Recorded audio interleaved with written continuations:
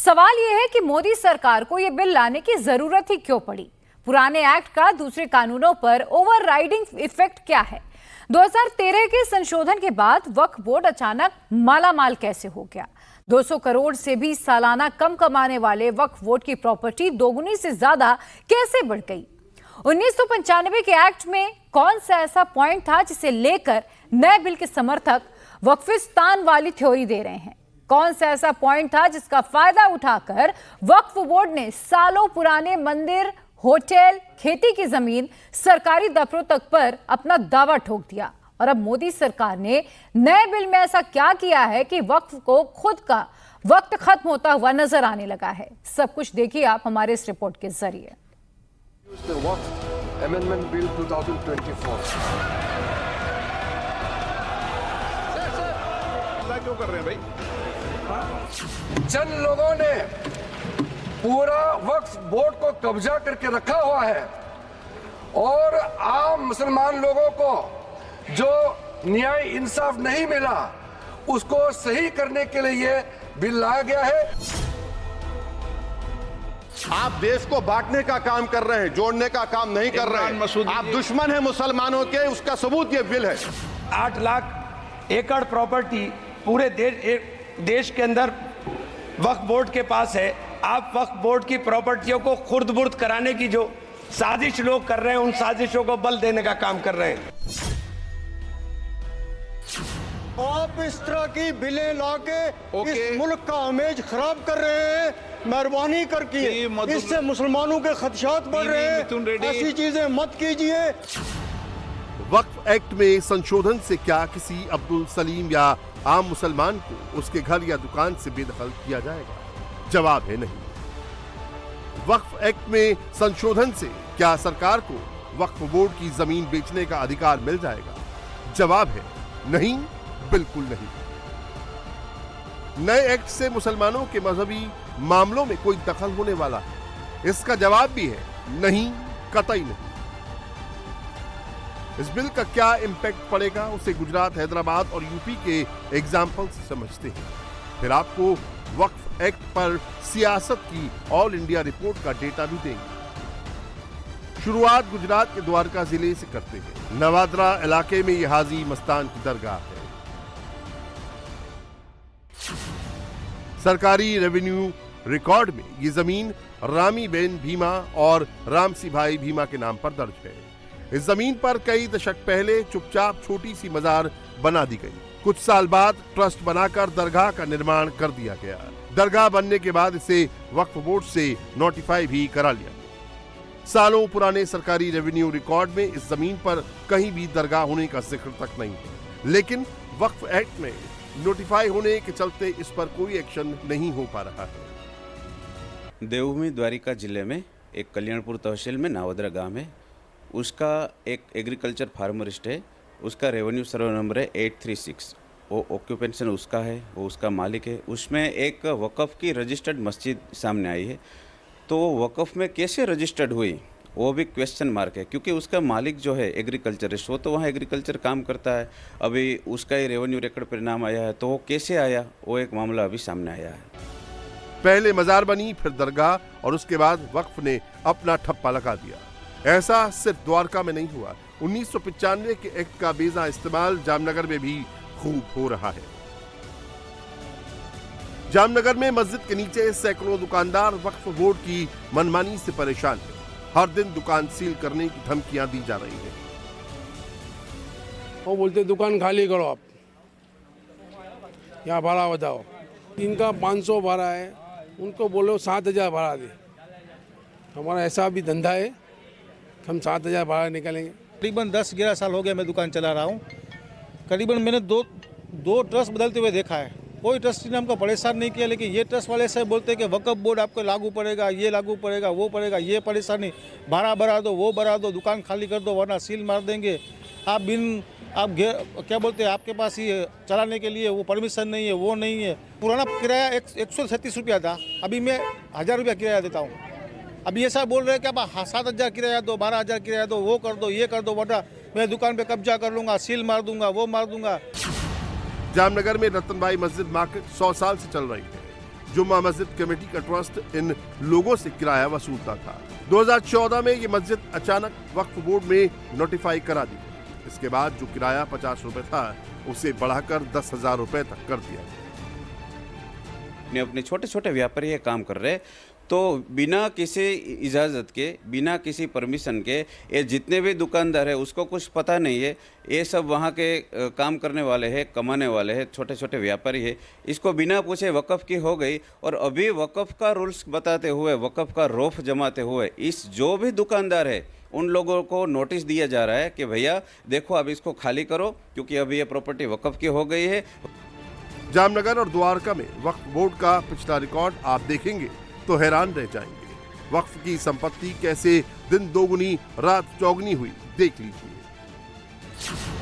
द्वारका और जामनगर में वक्फ की 341 प्रॉपर्टी रजिस्टर्ड है। जामनगर में 199 और द्वारका जिले में 142 प्रॉपर्टी रजिस्टर्ड हो चुकी है।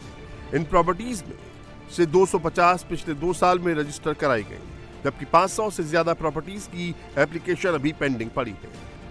अब इसके पीछे का रीजन भी समझ लीजिए।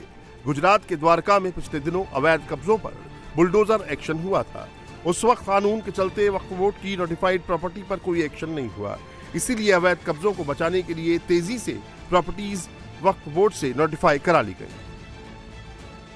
सूरत में तो वक्फ बोर्ड ने नियमों की सारी हदें पार कर दी थी। सूरत में मुगलसराय इमारत सूरत महानगर निगम की प्रॉपर्टी है। इस बिल्डिंग में 150 साल से एसएमसी का ऑफिस चल रहा है।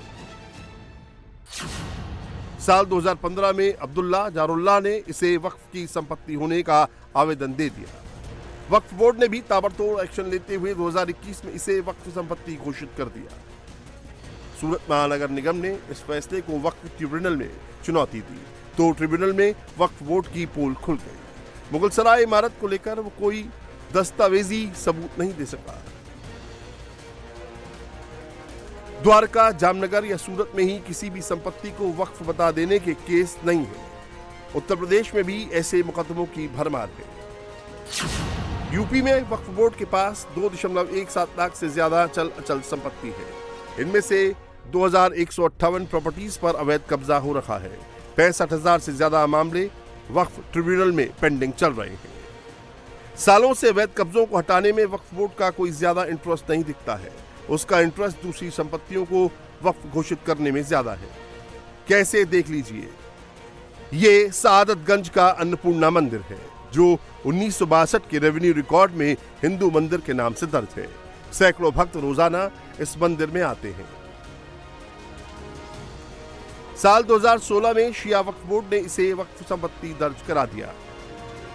मंदिर को वक्फ संपत्ति घोषित करने पर बवाल मच गया और शिया वक्फ बोर्ड को अपना फैसला वापस देना पड़ा। वो करने के लिए कुछ भी कर लें, करने के लिए पूरा लखनऊ अपने नाम लिखा लें, तो क्या है उसमें कोई कुछ कर सकता है? तो हम तो चाहते हैं इस पर बिल्कुल कानून बने और जरूर से जरूर अच्छे से अच्छा कानून बने।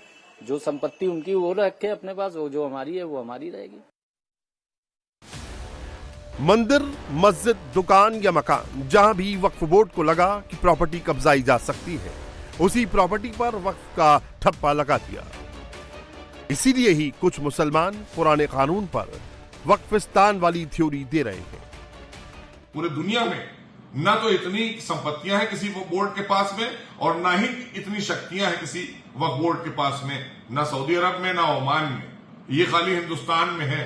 तो मुझे तो लगता है कि जिस तरह से, जिस स्पीड से वक्फ की संपत्तियां देश में बढ़ी, तो अगर बहुत ज्यादा बढ़ जाएंगी तो कहीं वक्फिस्तान ना हो जाए हिंदुस्तान, क्योंकि ये कांग्रेस को अगर बस चले तो कांग्रेस इसको वक्फिस्तान भी बना सकती। ये बहुत मुमकिन बात थी। 2013 के बाद वक्फ बोर्ड की संपत्ति कितनी तेजी से बढ़ी, ये देख लीजिए। फिर आपको एक्ट में बदलाव के पीछे मोदी का मकसद समझ आ जाएगा।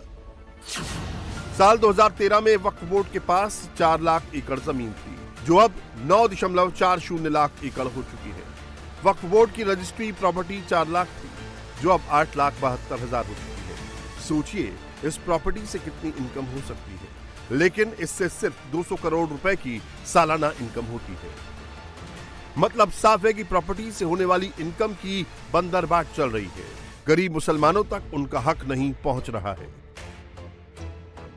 नए वक्फ एक्ट से ना मजहब को नुकसान होगा ना मुसलमान को, बस वक्फ की संपत्ति सिक्योर हो जाएगी, वक्फ बोर्ड की मनमानियों पर लगाम लग जाएगी और ये भी पता चल जाएगा कि मुसलमानों की नुमाइंदगी करने वाले कितने नेताओं का वक्फ की प्रॉपर्टी पर अवैध कब्जा है। मोदी का टारगेट कौन है ये विरोधी अच्छे से समझ गए हैं और जमीन खिसक जाने के डर से उत्तर से लेकर दक्षिण तक, पूर्व से लेकर पश्चिम तक मोदी का विरोध शुरू हो गया है।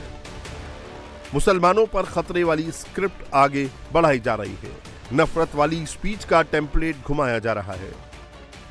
नए वक्फ एक्ट के विरोध में सबसे ज्यादा हैदराबाद के बैरिस्टर भाईजान संसद में झंडा बुलंद कर रहे हैं। गवर्नमेंट कह रहे हैं कि हम महिलाओं को दे रहे हैं। मुझे यकीन है कि आप बिल्किस बानो को और जकिया जाफरी को मेंबर बनाएंगे, मुझे यकीन है। मैं आपसे जानना चाह रहा हूं सर कि ये जो आप बिल ला रहे हैं, आप देश को बांटने का काम कर रहे हैं, जोड़ने का काम नहीं कर रहे हैं। आप दुश्मन हैं मुसलमानों के, उसका सबूत ये बिल है। अगर कल कोई आके बोलेगा कि नहीं मैं 5 साल से इस्लाम प्रैक्टिस नहीं कर रहा हूं, कौन डिसाइड करेगा सर? और एक न्यू कन्वर्ट है, does he has to wait for 5 years to give his property to waqf? Isn't that violation of right to freedom of religion? Owaisi जिस एक्ट को मुसलमानों के खिलाफ बता रहे हैं, उनके राज्य तेलंगाना में वक्फ बोर्ड की हालत देख लीजिए। तेलंगाना में वक्फ बोर्ड के पास 77,538 एकड़ जमीन है, जिनमें से 57,423 एकड़ जमीन पर अवैध कब्जा हो चुका है। इतनी प्रॉपर्टी होने के बाद भी 2022-23 में वक्फ बोर्ड को महज 20,25,878 रुपए की सालाना इनकम हुई है। हैदराबाद की जिस सीट से ओवैसी सांसद है, वहां वक्फ बोर्ड के पास 1,785 एकड़ जमीन है। इसमें से 1,469 एकड़ जमीन पर कब्जा हो चुका है, यानी 82% संपत्ति वक्फ के कब्जे से बाहर जा चुकी है। यूपी में वक्फ बोर्ड के पास सबसे ज्यादा संपत्ति है। नए एक्ट का विरोध अखिलेश के सांसद भी खूब कर रहे हैं। संसद में आज रामपुर सांसद मोइबुल्ला नदवी भी वक्फ एक्ट के खिलाफ खूब बोले, एक्ट को मजहब के मामलों में दखल बताने लगे। दुनिया का सबसे पहला वक्फ खाने काबा मक्के में है, क्या हम उसके ऊपर भी सवाल उठाएंगे कि वहां पर भी हमारा कोई हिंदू भाई हो? हम अपने वकार को, अपनी इज्जत को, अपने मुल्क की, अपने शान को, अपने संविधान को खुद अपने पैरों तले रौंद रहे हैं। और वक्फ एक मुसलमानों का मजहबी अमल है, एक मजहबी फरीजा है। इससे उनको महरूम कॉन्स्टिट्यूशन के जरिए से भी कोई ताकत नहीं कर सकती। सर, ये हम बहुत बड़ी गलती करने जा रहे हैं, जिसका खुमियाजा हमें अभी नहीं सदियों तक हम भुगतते रहेंगे। सर्वे कमिश्नर के इख्तियारात खत्म किए जा रहे हैं। आखिर सर्वे कमिश्नर भी तो गवर्नमेंट ऑफ इंडिया का होता है। सर, ऐसे कैसे कर सकते हैं हम? और फिर सर, उसमें मेरे मजहब के मुतालिक चीजें हैं, तो वो कैसे कोई दूसरा तय करेगा? क्या कुरान में क्या लिखा है, फिक़ा में क्या लिखा है, इस्लाम में क्या लिखा है, ये आप तय करेंगे या मैं तय करूंगा? सर, इससे हम मजहब में दखलंदाजी कर रहे हैं। जबकि यूपी में वक्फ बोर्ड की प्रॉपर्टीज का सच कुछ और ही है। वक्फ बोर्ड में क्या खेल चल रहा है वो सुन लीजिए। वक्फ के अंदर धांधलियां तो हैं, वक्फ के अंदर गड़बड़ियां तो हैं, वक्फ के नंबर डिलीट किए जा रहे हैं। वक्फ के नंबर खाली डिलीट नहीं किए जा रहे, बल्कि भूमाफियाओं का पूरी तरीके से वक्फ के अंदर इन्वॉल्वमेंट है और भूमाफिया वक्फ नंबर डिलीट करके ज़मीनों के ऊपर कब्जा करते हैं और पूरी तरीके से वो वक्फ को अपनी ज़ाती मिल्कियत समझ के उसको इस्तेमाल कर। हजारों मस्जिदें तोड़कर व्यावसायिक मार्केट बनाए गए हैं और ऊपर स्लैब डालकर मस्जिदें बना दी गई, नीचे मार्केट बना दिए गए। तो इस पर तो कोई बोलना नहीं चाहता, इस पर कोई विरोध नहीं करेगा, क्योंकि इस पर विरोध करेंगे तो उन्हीं की दुकान बंद हो जाएगी।